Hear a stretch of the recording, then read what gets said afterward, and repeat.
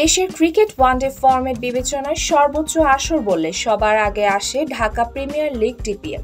বাংলাদেশ জাতীয় দলের অনেকেই ক্রিকেটের মাঝে বিপিএল এর পর কেবল এই ডিপিএল কেই প্রাধান্য দেন, যে কারণে ডিপিএল ভক্তদের কাছে সবসময় যোগ করে বাড়তি উন্মাদনা। আগামী মাসের ৩ তারিখ থেকে মাঠে শুরু হতে যাচ্ছে এবারের আসর।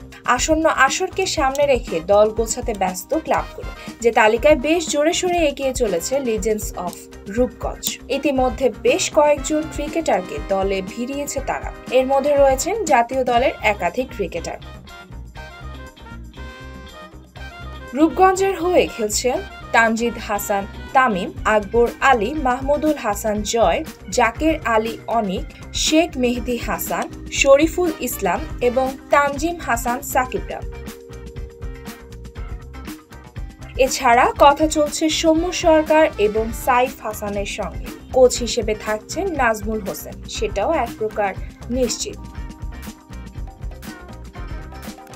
এরিনা রায়, যুগের চিন্তা।